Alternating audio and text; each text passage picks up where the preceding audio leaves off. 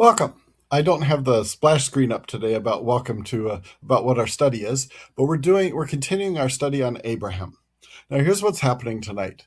Normally I cover about a chapter a time, but tonight we come to the first 8 verses of chapter 21, and I don't want to go any farther than that. I want to just do those 8 verses, and I'll explain why in a minute. That means this may be a very short teaching. I've been going close to 30 minutes or longer recently. This may be much more like 10 minutes. I have no idea. But the thing is, I thought about taking it longer because there's more to the chapter. A lot of other stuff happens, but it felt like it didn't fit because this passage, these 8 verses, are the climax of the whole story of Abraham, all the way from chapter 12 up till now. Everything leads up to this, and this is the big moment. And then everything after this flows from this. This is like the high point in the entire story of Abraham. It's these 8 verses. And it feels like if I go further, it will derail us and focus us on things that aren't really the point. And so I wanted to just stick with these 8 verses and say basically nothing else than what these have to say. Okay, let me arrange some things on my screen here. Let me read this and we'll just walk through sort of what the significance is. It says, "Then the Lord took note of Sarah as he had said, and the Lord did for Sarah as he had promised. So Sarah conceived and bore a son to Abraham in his old age, at the appointed time of which God had spoken to him. Abraham called the name of his son who was born to him, whom Sarah bore to him, Isaac. Then Abraham, which means laughter. Then Abraham circumcised his son Isaac when he was 8 days old, as God had commanded him. Now Abraham was 100 years old when his son Isaac was born to him. Sarah said, 'God has made laughter for me. Everyone who hears will laugh with me.' And she said, 'Who would have said to Abraham that Sarah would nurse children? Yet I have borne him a son in his old age.' The child grew and was weaned, and Abraham made a great feast on the day that Isaac was weaned." Okay, so let me just point out several things about this.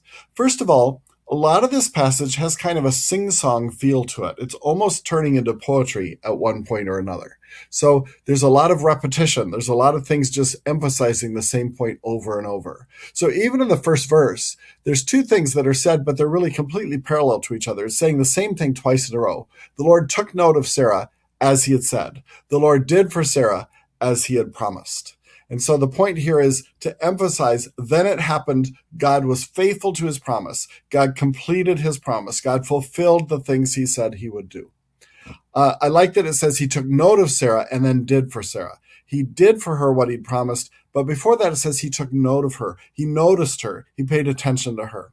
The reason I like that is that sometimes I think when I pray, I end up not being sure if God is paying attention to me. I should be sure. We know he is. But I sometimes sort of feel like I find myself kind of pleading with God to pay attention to me, to notice me.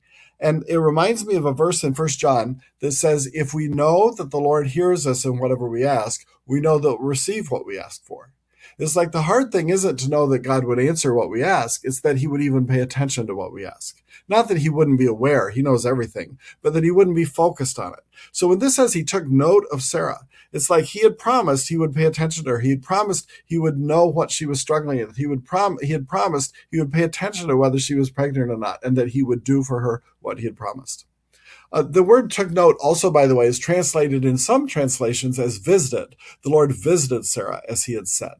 And that can mean to visit somebody in order to bring something about. Like sometimes the Lord visits people in order to bring judgment on them. And other times he visits them in order to bring about the fulfillment of a promise. And that's what's happening here. It's like God drew near to Sarah and brought his power to her and brought his action to her and visited her. It's like if somebody knocks on your door. It's like God knocked on your door and said, "Sarah, I'm here. And we're going to do this now. We're going to do the miracle." And so the Lord took note of Sarah as he'd said, or he visited Sarah as he said, and did for Sarah as he had promised.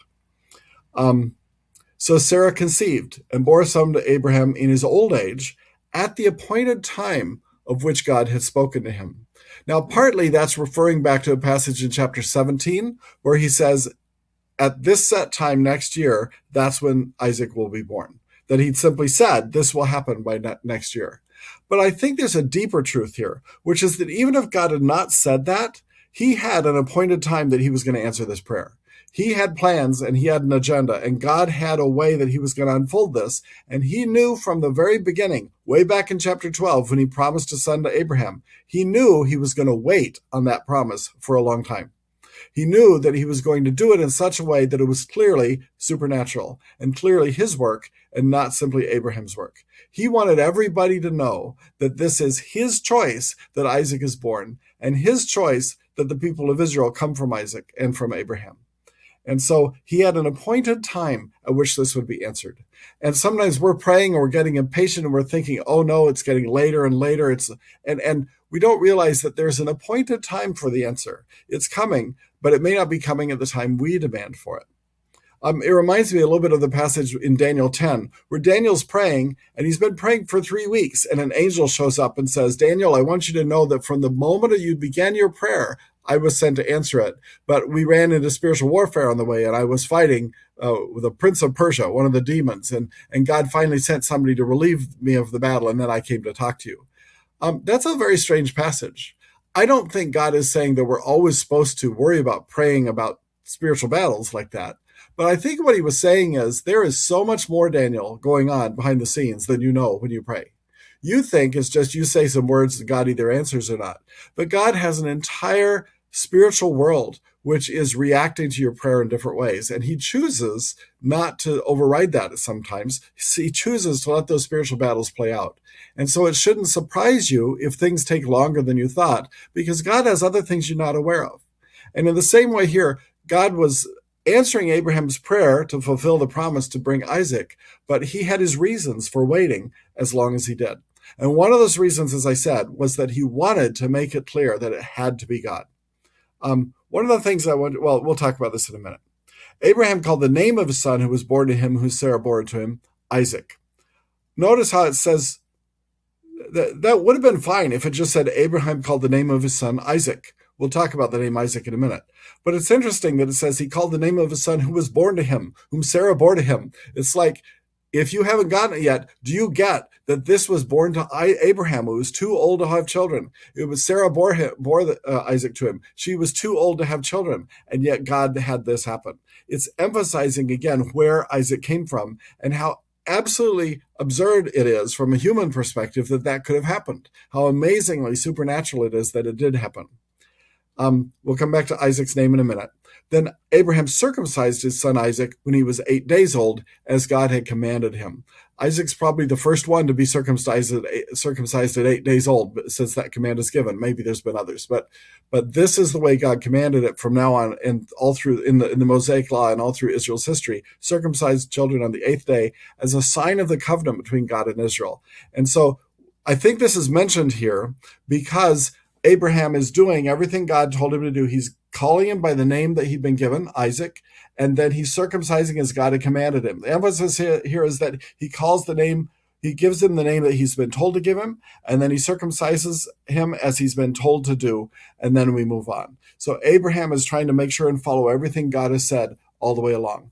And for Israel, this circumcision is really significant in Isaac's history, because this was the moment when it reaffirmed that Isaac was not just the son of Abraham, but the beginning of the whole people of Israel from Abraham. Isaac becomes the one who is representing the entire nation, and that circumcision represents the covenant with Israel. And so Israelites would read this and say, on that 8th day, that's when the covenant was confirmed. God answered the prayer, God had Isaac born, so they immediately confirmed the covenant on the 8th day, had him circumcised. Then it returns to the absurdity of this. Abraham was 100 years old when his son Isaac was born to him. Impossible, but not with God. Sarah said, God has made laughter for me. Everyone who hears will laugh with me. The word, by the way, laugh with me, if you look at this, it says the footnote is literally for me or at me. She's not just saying laugh with me. She's saying they'll look at what has happened to me and it will make them laugh.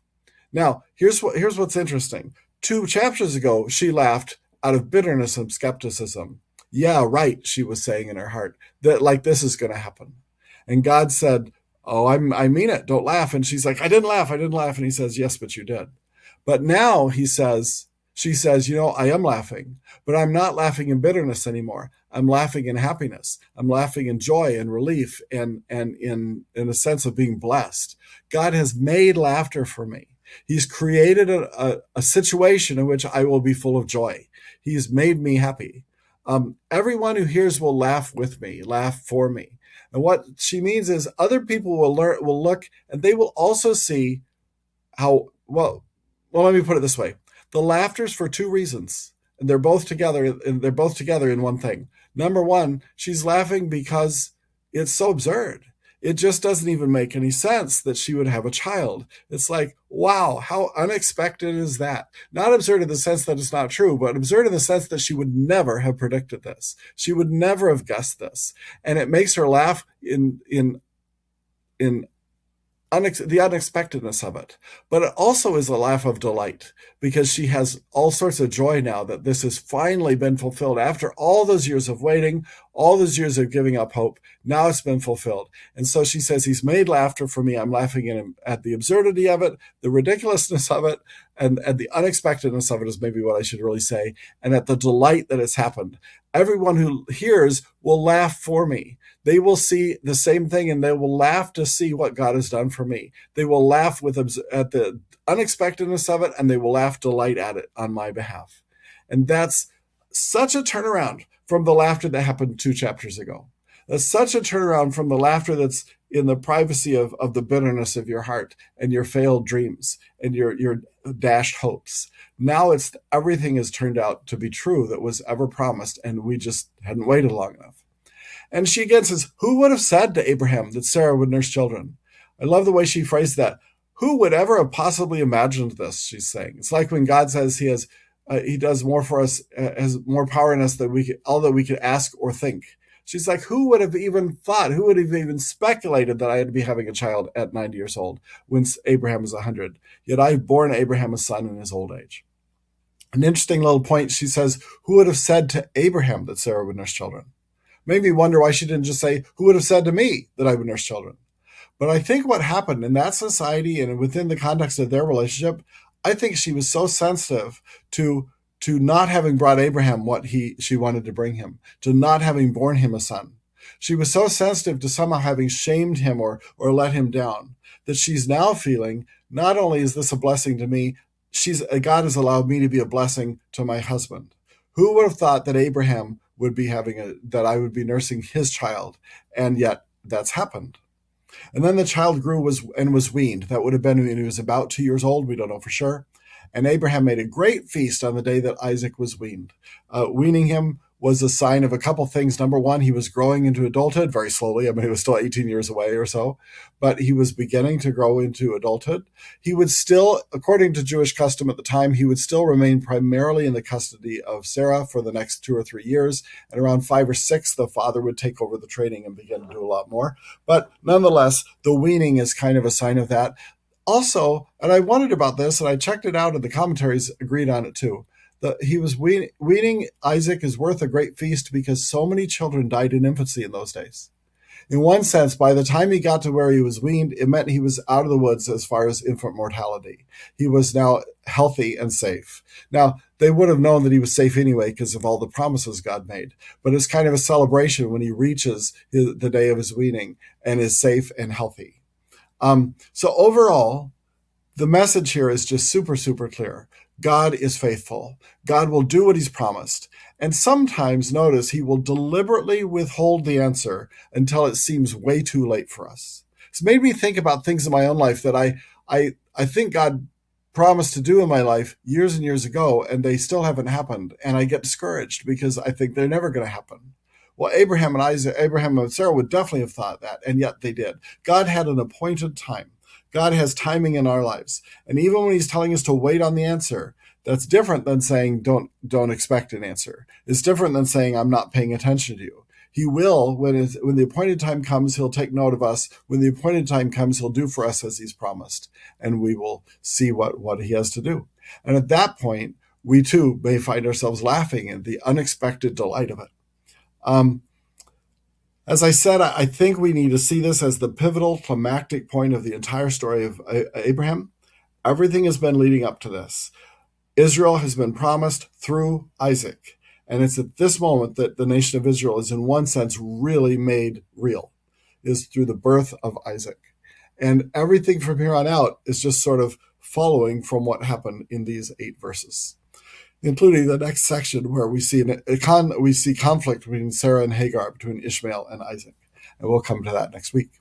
Okay, as I said, just a short one today, but I think it's a deep one with a lot of significance for us and worth looking at for sure. I think I've said everything I wanted to. Thanks. Goodbye.